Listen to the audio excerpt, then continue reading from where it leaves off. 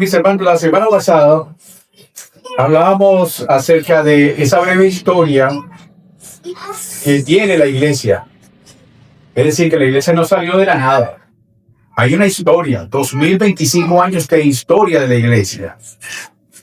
Y la semana pasada hicimos hincapié en tres denominaciones cristianas que salieron de la iglesia anglicana. ¿Ustedes recuerdan cuáles son esas denominaciones? Los que estuvieron presentes la semana pasada. ¿Recuerdan? Esas denominaciones que salieron de la iglesia anglicana. Hablábamos de que la iglesia anglicana, porque en su conducta tuvo cosas parecidas a la iglesia cristiana, bueno, se desprendió un grupo de allí y en primer lugar salieron los denominados presbiterianos. De los presbiterianos salieron los congregacionalistas, de los congregacionalistas los bautistas. Ahora bien, estas no son las únicas denominaciones, porque más adelante vinieron los metodistas, los wesleyanos, y ya avanzado el siglo XIX, aparecen los pentecostales. Y con ella, pues cada una de las confesiones de fe que identificaban, que daban a conocer lo que estas denominaciones como creyentes estaban profesando. Así que hoy comenzaremos a desarrollar cada punto escrito en la Confesión de Fe de 1689. Esta confesión de la que ya nuestro pastor dio una introducción muy simple, pero muy concreta. Es importante que nosotros nos demos cuenta, mis hermanos, que hay un legado histórico de la iglesia. Como ya decía, esto no salió de la nada, la iglesia no salió de la nada, no cayó como un paracaidista. Hay una gran historia y hoy vamos a estudiar ese fundamento de nuestra creencia. El pastor hacía énfasis de que esta confesión no está separada. No es nuestro método, o no viene a ser ahora, a partir de ahora, nuestro método de estudio o guía que va a obviar a la Biblia. No, al contrario, esto nos lleva directamente a la Biblia. Cuando estudiamos cada punto de ello, que son 32 los que conforman la Confesión de Fe de Londres, nos vamos a dar cuenta de que hay una serie de versículos bíblicos que nos invita a la confesión a constatar lo que allí se escribió, que está sentado en la palabra de Dios. Muy bien. La Confesión de Fe de Londres, como ustedes la pueden ver allí, página 7, si no me equivoco. ¿Cuál es el primer punto que identifica allí la Confesión de Fe de Londres? Las Sagradas Escrituras. Muy bien. ¿Y por qué piensan ustedes comienza de esa manera? ¿Ok? Porque es la Biblia, porque es el fundamento. Muy bien, ellos ciertamente la escritura expone de manera resumida, o esta escritura del fundamento de la fe, expone de manera resumida lo que está explícito allí en la palabra de Dios. No podemos saber quién es Dios, no podemos conocer a Dios de manera especial si no tenemos la Biblia, si no tenemos la palabra de Dios. No hay otra manera de conocer esa obra redentora de Jesucristo si no tenemos la palabra de Dios. No podemos reconocer quiénes somos nosotros como pecadores si no vemos y no estudiamos la palabra de Dios. De manera que la Escritura es un punto importante, porque también nos lleva a aprender, a estudiar acerca del Evangelio. Es decir, que si no tenemos la palabra de Dios, no podemos conocer el Evangelio. Así que aquí vamos a estudiar estas 32 doctrinas que provienen justamente de la palabra de Dios. Así que veamos al primer párrafo de las Sagradas Escrituras, de esta Confesión de Fe de Londres. Y vamos a ver qué dice la confesión, o qué dice la Biblia acerca de la Biblia misma, porque no podemos saber qué dice la Biblia buscando en un libro de geografía, en un libro de ciencia, en un libro de astronomía. Si queremos saber algo de la Biblia, tenemos que buscarlo ¿dónde? En la misma palabra, en la Biblia. Entonces, el primer texto, el primer párrafo, dice de las Sagradas Escrituras. Nos va a acompañar hoy nuestro hermano Rommel en la lectura. Las Sagradas Escrituras constituyen la única regla suficiente, segura e infalible de todo conocimiento, fe y obediencia salvadores. Muy bien. Aquí hay algo importante que acaba de leer y que está aquí escrito. Y yo lo subrayé aquí en mi confesión. Y es regla. ¿Qué es una regla? Y no, aquí no estoy haciendo la pregunta en referencia a la regla, la que utilizamos para medir. ¿Qué piensan ustedes es una regla? Una norma, algo que debemos seguir. Es una norma. Un paso a seguir. Paso a seguir. Una ley. Un orden. Eso es una regla. Y este texto nos dice que ¿cuál es la única regla de fe para una iglesia y un creyente? La palabra, las sagradas escrituras. Muy bien. Entonces, toda la iglesia debe estar sustentada. Todo creyente debe estar guiado por la palabra de Dios. Todo lo que ella enseña, todo lo que nosotros necesitamos saber debe estar basado en la palabra de Dios. Todo lo que Dios quería que nosotros conociéramos de Él está allí en la palabra de Dios. Las escrituras deben ser nuestra fuente de autoridad. Así que como cristianos que nosotros decimos ser, debemos creer que la Sagrada Escritura es nuestra guía. Ok, hermano, sigue leyendo la segunda parte de ese párrafo. Aunque la luz de la naturaleza y las obras de la creación y de la providencia manifiestan de tal manera la bondad, sabiduría y poder de Dios que dejan a los hombres sin excusa. Ok, está. Muy bien. Aquí nos está hablando algo muy importante. Hay un énfasis aquí. No hay excusa. No hay excusa para decir que no conocemos a Dios. Sigue leyendo, hermano. No obstante, no son suficientes para dar el conocimiento de Dios y de su voluntad que es necesario para la salvación. Ok, esto otra vez. Fíjense lo que está hablando. ¿Qué nos está diciendo aquí este párrafo? Aunque a la luz de la naturaleza y las obras de la creación y de la providencia manifiestan de tal manera la bondad, sabiduría y poder de Dios que dejan a los hombres sin excusas. Aquí nos está hablando de un principio por el cual Dios se dio a conocer a través de se dio a conocer para los hombres, para la humanidad. Y es lo que nosotros entendemos, conocemos como un tipo de revelación que Dios usó para la humanidad. Porque hay dos tipos de revelaciones con las cuales Dios se da a conocer a los hombres. Hay dos tipos de revelación, ¿cierto? ¿Cuáles son? ¿Los conocen? Natural. Ajá. Ok. La natural o especial, la natural o la general y la especial. Entonces, todo ser humano, sea creyente o no, ¿dónde va a haber esta revelación general? En la creación, en la naturaleza, en el sol, en los planetas, en las estrellas, en el cielo, en el firmamento, en la lluvia, en los árboles, en los pajaritos como vuelan. Todo eso forma parte de una creación general, natural. Por eso dice el texto aquí, no hay excusa para que alguien diga, yo no conocí a Dios, nunca supe de Dios. No hay excusa. Pero hay otra revelación, que es la revelación especial. Y esta revelación especial, ¿dónde la encontramos? En la palabra de Dios. Todos, creyentes o no, pueden leer la palabra de Dios. Y según su razonamiento humano, la pueden entender. Pero no van a saber discernir. ¿Se está entendiendo la diferencia? Hay una revelación general y una revelación especial. Muchos pueden leer la Biblia, pero no van a comprender lo que allí está establecido. Porque hay un velo que no les permite ver con sabiduría, con entendimiento, lo que allí está revelado para aquellos que han sido elegidos. Este es un tema que hablaremos más adelante, que tiene que ver con la predestinación, porque esto también es un tema de conflicto, de discusión dentro de la misma comunidad cristiana.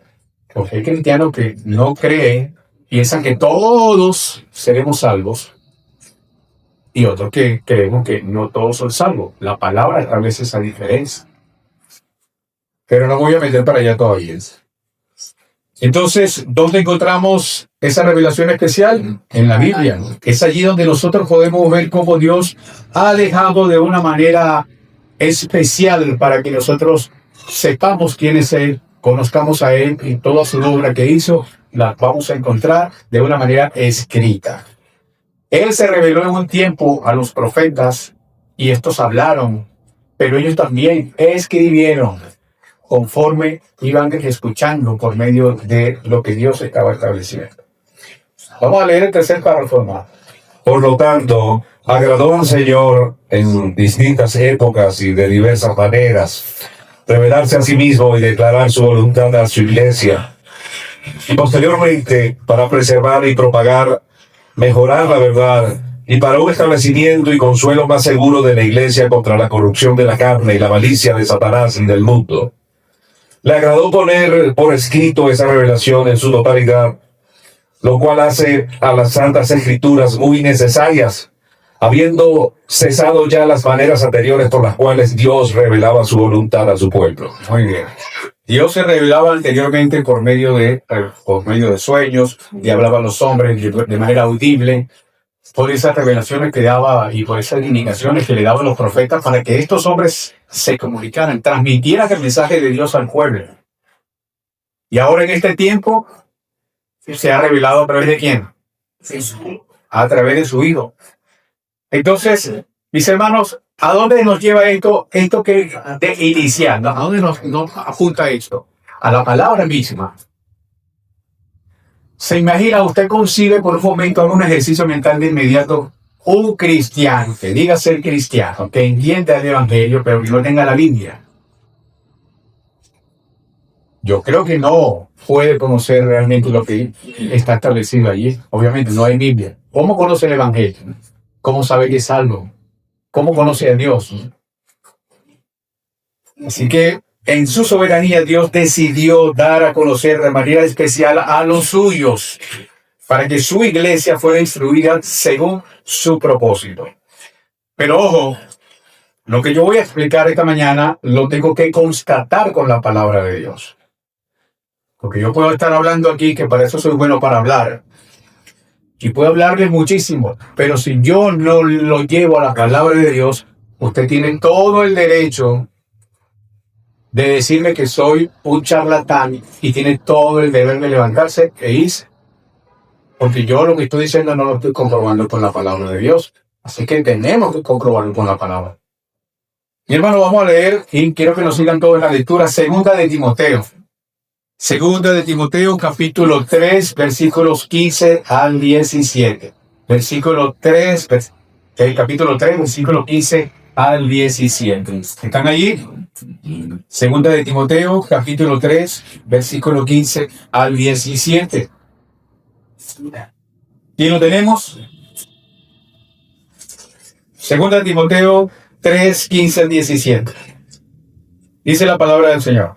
Y que desde la niñez has sabido las sagradas escrituras, las cuales te pueden hacer sabio para la salvación por la fe que es en Cristo Jesús.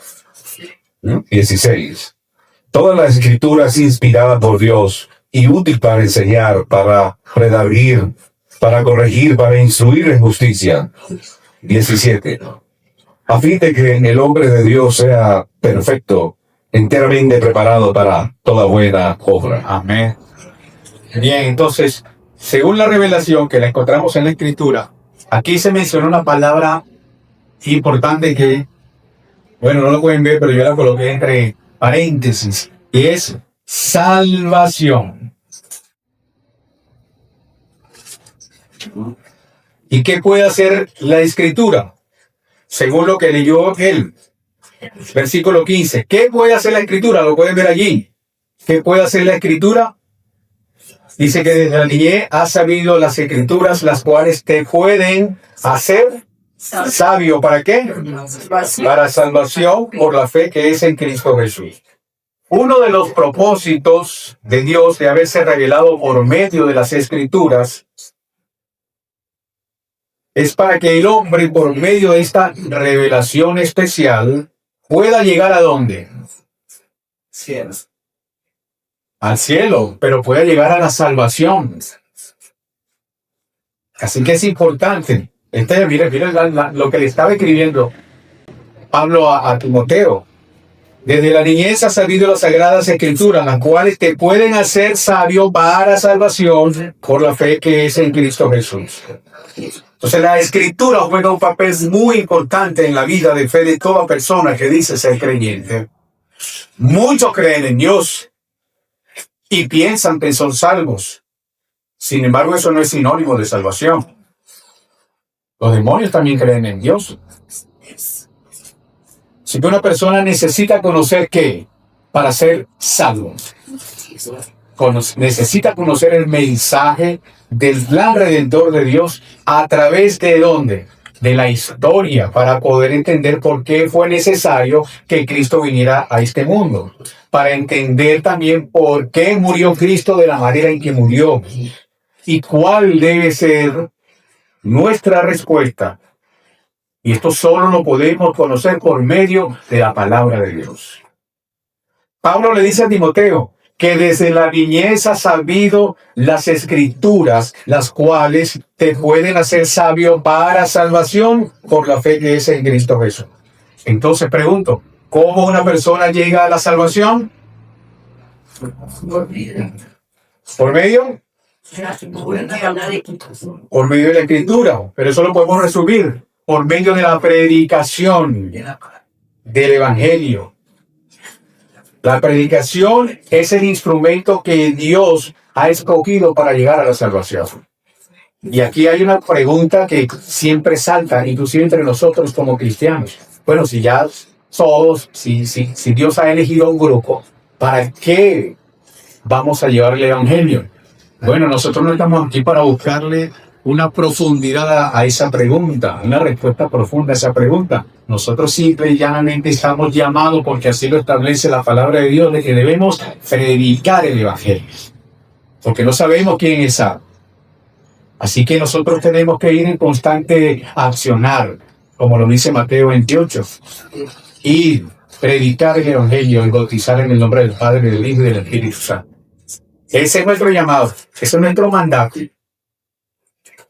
El versículo 16 que leyó mi hermano Robert, hay algo también que dice que toda escritura es inspirada por Dios. Yo pregunto, ¿cuánta escritura es inspirada por Dios? Toda. Y toda es toda. Desde Génesis hasta Apocalipsis. No una mitad. No nada más los 5 primeros libros del Antiguo Testamento. Es toda. Así que toda esa inspiración fue dada por Dios a hombres. El griego de esta frase, inspirada por Dios, el griego es theoneustos.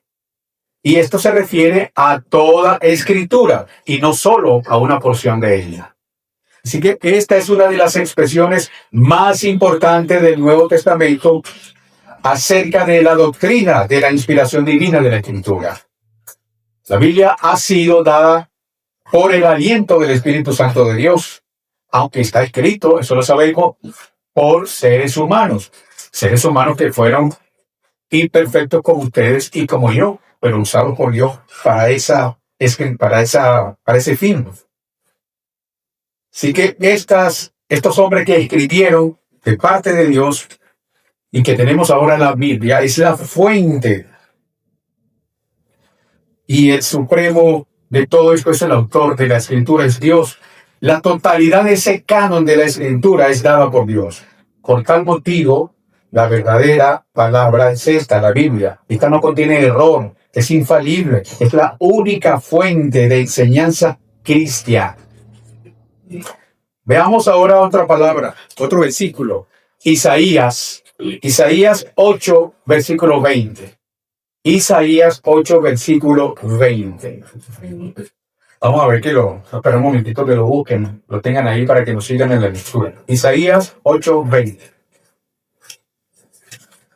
Isaías 8, versículo 20. A la ley y al testimonio. Si no dijeren conforme a esto, es porque no les ha amanecido. Bien. Aquí leyó ¿lo puedes repetir, hermano? A la ley y al testimonio. Ok, así. A la ley y al testimonio. Estamos siguiendo la lectura bíblica, ¿cierto? a la ley y al testimonio. Y estamos en la página 7, todavía de este primer punto de la confesión de fe del hombre. Estamos hablando acerca de las Sagradas Escrituras. A la ley y al testimonio. Se refiere a esa revelación que Dios había dado por medio de la ley, pero también a la revelación que Dios había dado por medio de los profetas. Y esa revelación dada por medio de los profetas se convirtió en la Escritura. ¿Sí me van llevando? Ok. Dice, si no hablan conforme a esta palabra, es porque no les ha amanecido.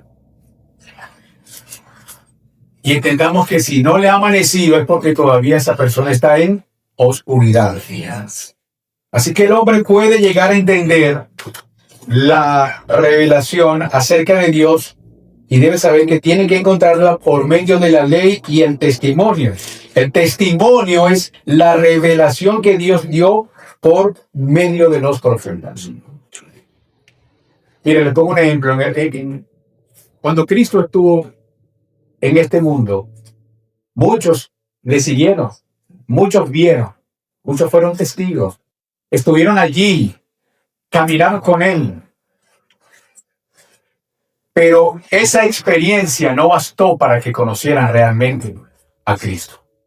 Muchos se apartaron después y fueron testigos. Así que esos vieron de manera general a Cristo, vieron milagros, como en el Antiguo Testamento también muchos vieron milagros dados por Dios y fueron testigos, pero no creyeron. Entonces vieron de manera general la revelación de Dios, pero no conocieron esa revelación especial. Vamos a leer Lucas capítulo 16, versículo 29. Lucas 16, versículo 29. Lucas 16, versículo 29. Lucas 16, versículo 29. Y Abraham le dijo, a Moisés y a los profetas tiene, óiganlos. Muy bien. El contexto de esto lo conocen, me imagino. Este es Jesús hablando acerca de la parábola de ¿quién? Del rico y Lázaro. Jesús, por medio de esta ilustración, quería dar a entender que aquellos que estaban escuchándolo, que todo lo que Dios quería revelar acerca de su plan estaba en ¿dónde? Estaba en la palabra. Presten atención, hermanos.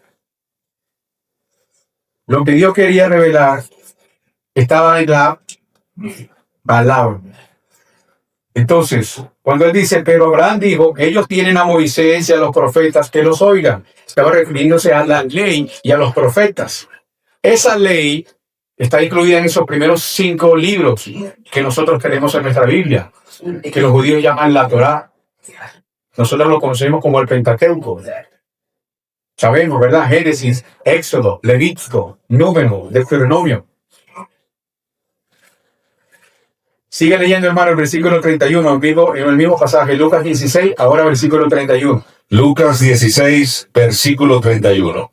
Mas Abraham le dijo, si no oyen a Moisés y a los profetas, tampoco se persuadirán, aunque algunos se levantaren de los muertos. Muy bien, Jesús está hablando, está haciendo énfasis de la escritura y la experiencia.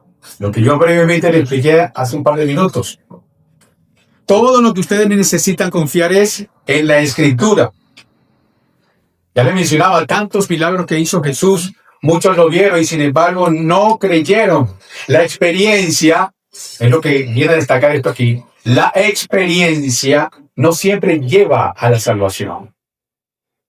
Y la fuente de autoridad de todo cristiano debe estar basado en ¿dónde? En la palabra. Se da cuenta que lo que estos hombres escribieron, saliéndome de este contexto bíblico, lo que los reformadores allá en el siglo XV, XVI, XVII escribieron acerca de la confesión bautista de fe de Londres en 1679, no fue traída por improvisación. Todo estaba basado aquí en la palabra de Dios. Vamos a leer Efesios capítulo 2, versículo 20.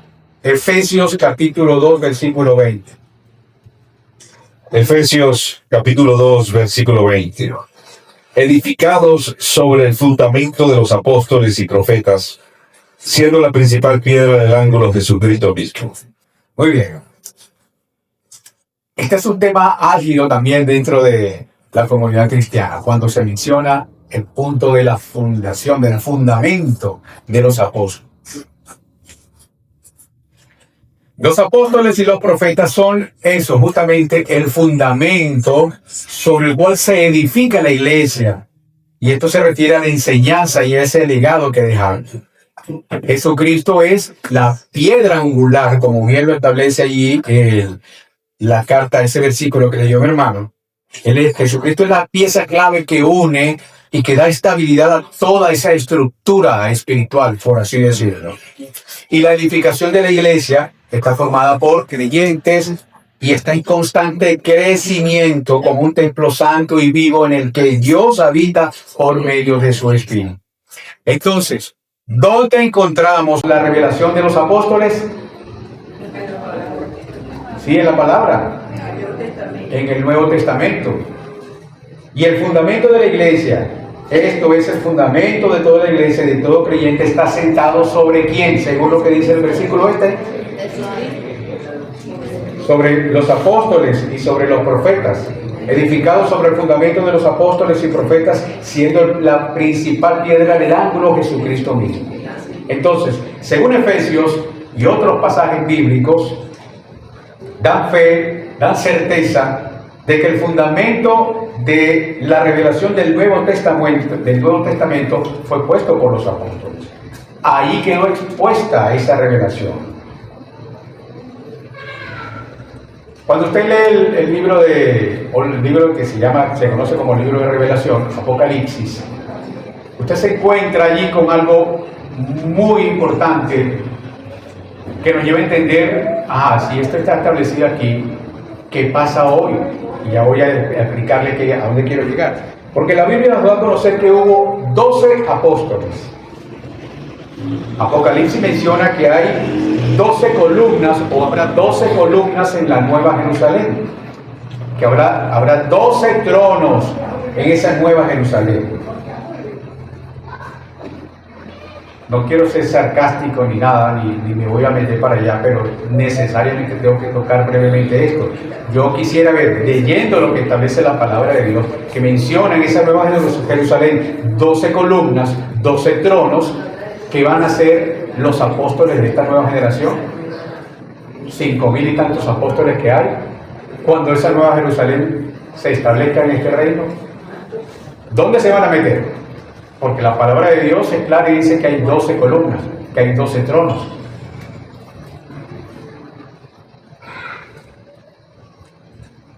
Jugarán ahí, ¿se acuerdan el jueguito ese que a veces se hace en familia de la sillita y hay 10 y hay 5 sillas y 10 personas dando vueltas y cuando digan esto, a ver quién se mete en la silla? Yo me imagino que eso pudiera pasar. Así que escuchándolo, que todo lo que Dios quería revelar está allí en la palabra de Dios. Vamos a ver qué nos dice el segundo punto de la Fundación de Fe de Londres, ese que usted tiene allí. Segundo punto, punto número 2. ¿Lo tienen allí? ¿Lo están viendo? Muy bien, lee mi hermano. Bajo el nombre de Sagradas Escrituras o Palabra de Dios escrita, están incluidos todos los libros del Antiguo y Nuevo Testamento. Muy bien. Que esos son, ya lo sabemos, en el Antiguo Testamento estarán los históricos, los libros poéticos, los profetas mayores y profetas menores, el Pentateuco, usted lo tiene allí en la Biblia, ¿verdad? El Pentateuco, ya lo dijimos, Génesis, Éxodo, Levítico, Números y Deuteronomio, los libros de historia, son Jueces, Josué, Ruth, Primera de Samuel, Segunda de Samuel, Primera de Reyes, Segunda de Reyes, Crónicas, Esdras, Nehemías, Esther, son libros históricos. Ahora pregunto yo, ¿por qué se llaman históricos? ¿Por qué piensa usted que estos libros se llaman históricos? Narran eventos de qué y de dónde. Del pueblo de Israel, muy bien. Muy bien. Entonces, en el Nuevo Testamento vemos el Evangelio, las cartas paulinas, carta a los Hebreos, la carta de Santiago, la carta de Pedro, Juan, Judas y por supuesto Apocalipsis. Estos libros, que son en total, ¿cuántos libros tenemos nosotros? 66. Muy bien, 66. Esto conforman lo que es el canon bíblico. El canon bíblico. Y conocemos el significado del canon. No me estoy refiriendo a la camarita, sino al canon. El canon bíblico es una serie de libros aceptados por la Iglesia, avalando la autenticidad por los receptores, es decir, los cristianos del primer siglo. Entonces, ese canon bíblico que avaló la autenticidad dada por esos cristianos del primer siglo, nosotros tenemos el privilegio también de tenerla en nuestras manos, la palabra de Dios. Entonces nosotros utilizamos esa misma escritura que ellos también usaron.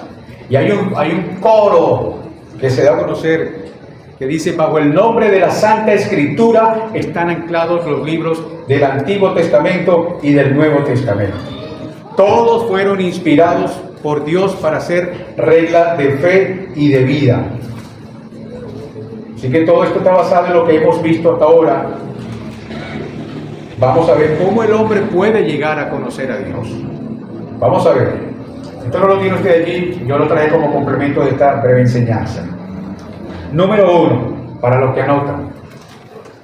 La revelación de Dios se hace de sí mismo. Permíteme, voy a cambiar un momentito ahí. La revelación de Dios se hace a sí mismo.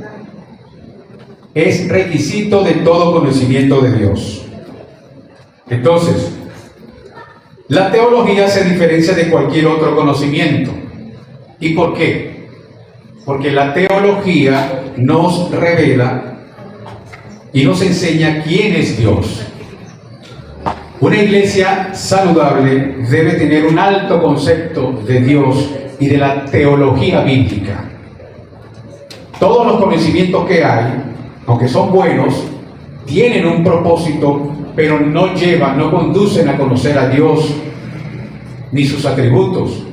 Nosotros conocemos a Dios por medio de la manera como Él se ha revelado.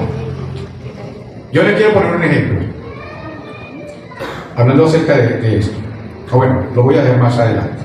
El segundo punto de lo que quiero destacar aquí es que en las demás ramas de la ciencia del hombre, justamente el hombre se coloca por encima del objeto de investigación. Voy a repetir esto. En las demás ramas de la ciencia, el hombre se coloca por encima del objeto de la investigación. Me voy a entender. Imaginen que esta es la rama de ciencia. Aquí está. Aquí está el fundamento. Y está en la rama de ciencia, la biología, la ciencia, la astronomía, la geografía y todo lo que conocemos está aquí. Sobre este conocimiento científico está puesto ¿quién? El hombre, porque él es el que domina, escribe sobre todas estas investigaciones. Por eso digo que en las demás ramas de la ciencia el hombre se coloca encima del objeto de su investigación. Pero saben que en la teología la cosa funciona diferente. La teología, que significa estudio de Dios, vemos la revelación de Dios. Por debajo está ¿quién? El hombre. Entonces este se sujeta de lo que establece Dios. Así de sencillo es la diferencia entre el humanismo, la ciencia y la teología de Dios. Entonces la teología, que es revelación de Dios, nos lleva a sujetarnos, a estar por debajo de Él, y el hombre está, aquí es la diferencia entre la teología y cualquier otra ciencia. Y hay científicos que pasan horas, días, años investigando para demostrar científicamente la existencia o no de Dios. La teología nos las enseña de una manera diferente. Así que en la teología, como tercer punto, la teología se pone bajo el conocimiento o bajo el objeto de su conocimiento de Dios. El hombre puede conocer a Dios hasta donde éste se da a conocer. Sin la revelación, el hombre habría sido incapaz o habría sido capaz de conocer a Dios. Si a nosotros no se nos hubiese dado una revelación especial, si a nosotros no se nos hubiese comunicado o nos hubiesen predicado el Evangelio, nosotros no hubiésemos estado presentes aquí, no hubiésemos estado de manera constante manifestando nuestra creencia en Cristo, en que somos salvos, porque somos salvos y entendiendo el Evangelio. Así que, de conocer el menor conocimiento de Dios, el hombre sería incapaz. No es la razón humana la que descubre a Dios, escuchen esto, no es la razón humana la que descubre a Dios, sino es Dios quien a sí mismo se descubre ante el ojo de la fe.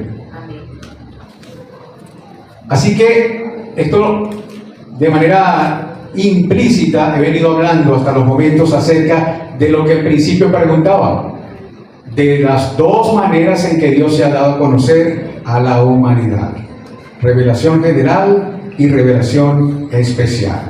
Entonces, todos los hombres pueden llegar a conocer y descubrir cualquier cosa de Dios. ¿En cuál revelación? En la general. Muy bien. Entonces, vamos a seguir hurgando aquí en los versículos bíblicos, porque vuelvo y repito, yo no voy a hablar aquí por hablar. Tenemos los que estamos aquí la responsabilidad de hacerles entender a ustedes que lo que se está exponiendo no es por invención humana, sino que está escrito en la palabra de Dios. Romanos 1, versículos 18 al 23. Pero tú tienes buena voz, hermano, tú puedes leer sin el micrófono.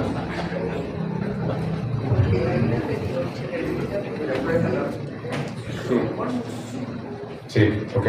Romanos 1, 18 al 23. del 18 al 23. 18. Porque la ira de Dios se revela desde el cielo contra toda impiedad e injusticia de los hombres que detienen con injusticia la verdad. 19. Porque lo que de Dios se conoce les es manifiesto, pues Dios se lo manifestó. Porque las cosas invisibles de Él, su eterno poder y deidad, se hacen claramente visibles desde la creación del mundo, siendo entendidas por medio de las cosas hechas, de modo que no tiene excusa. Muy bien, todo. Así que, ya tranquilo, ¿qué te digo? Nadie puede decir, a mí nunca me hablaron de Dios, yo no supe de Dios. Lo está diciendo el texto bíblico. No hay excusa. El que diga, a mí Dios nunca me reveló nada, está diciendo mentira. La creación en sí es suficiente revelación para que la humanidad sepa que hay un creador.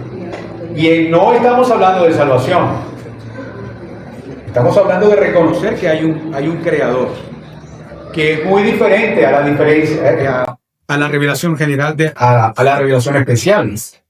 ¿Qué hacen los hombres con esa creación, con esa revelación general que no conduce a la salvación?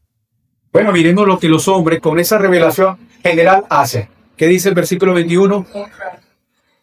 Pues habiendo conocido a Dios, no le glorificaron como a Dios, ni le dieron gracias, sino que se envanecieron en sus razonamientos, y su necio corazón fue entenebrecido. 22. Profesando ser sabios, se hicieron necios. 23. Y cambiaron la gloria del Dios incorruptible en semejanza de imagen de hombre corruptible, de aves, de cuadrúpedos y de reptiles. Muy bien, hermano. Entonces, ¿qué hacen? ¿Qué hacen los hombres con su intelecto?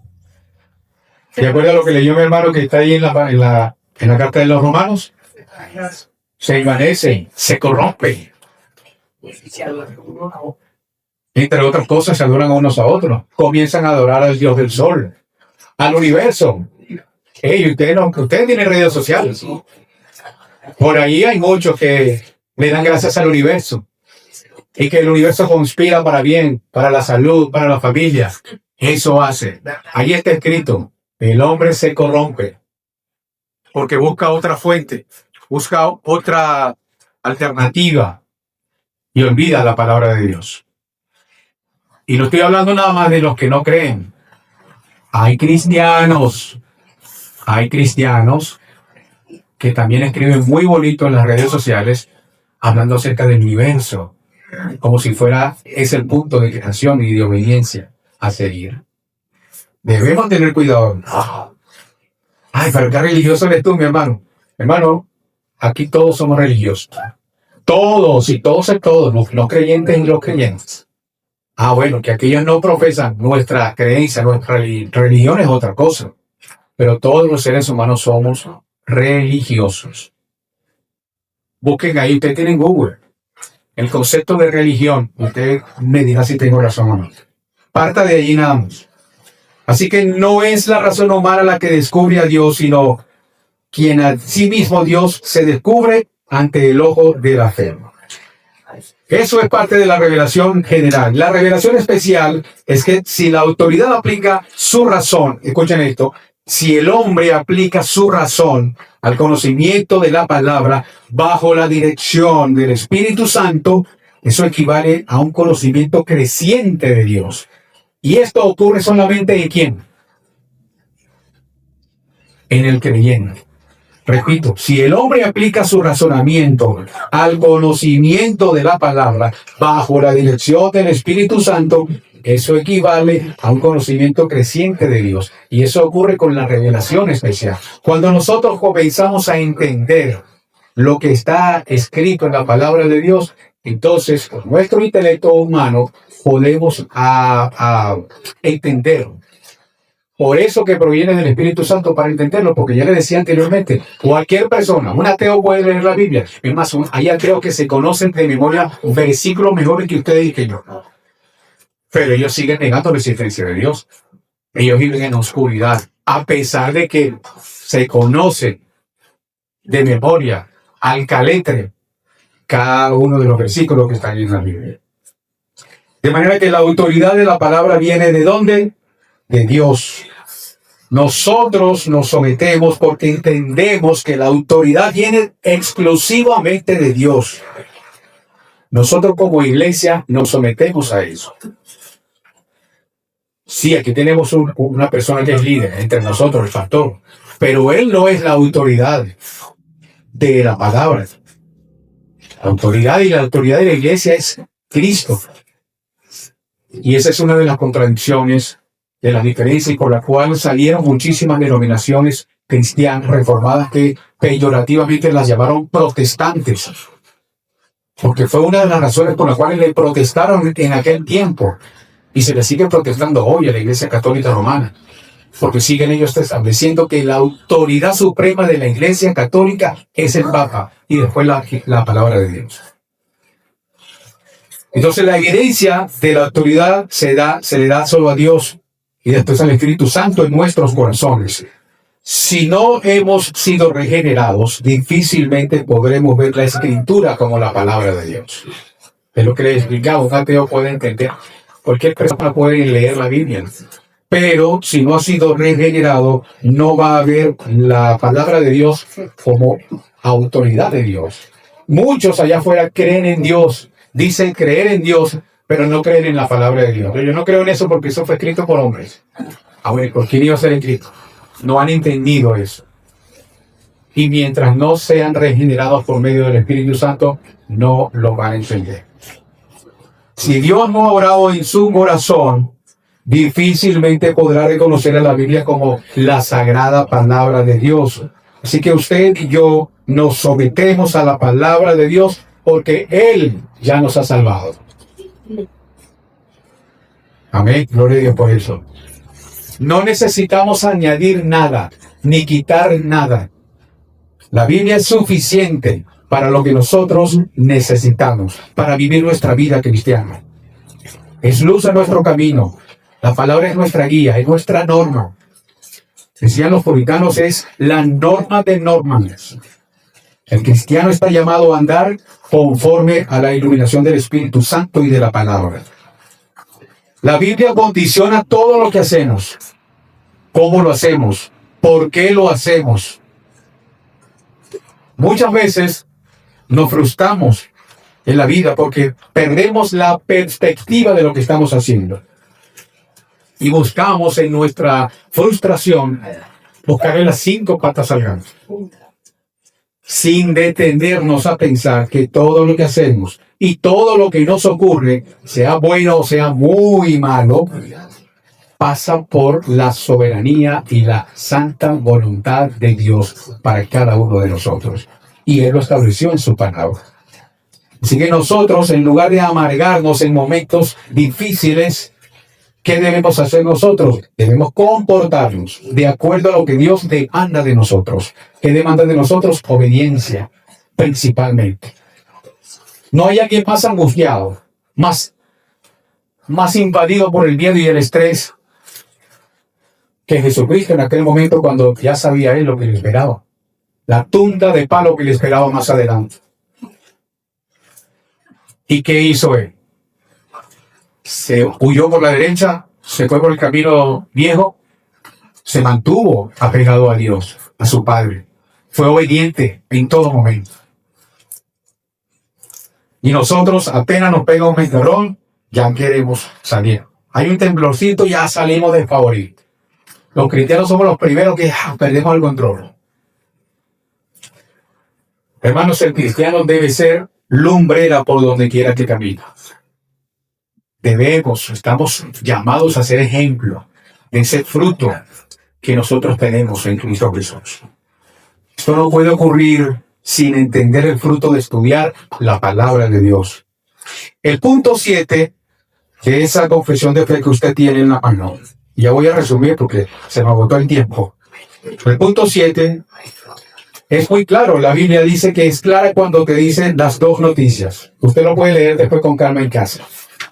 Pero le voy a decir lo que se refiere a esto. Este punto se refiere a eso, que nos habla de 2 noticias, una buena y una mala. La mala es que somos pecadores y que merecemos el infierno por haber pecado contra Dios. Y la única manera de ser salvos es creer por medio de nuestro Señor Jesucristo. Aquí hay claridad y aquí se entiende y ahí está implícito el mensaje del Evangelio. ¿Quién es Dios? ¿Quién es el hombre como pecador? Y Jesucristo. ¿Por qué tenemos que ir primero para Cristo? Él es quien nos hace relacionarnos nuevamente con Dios.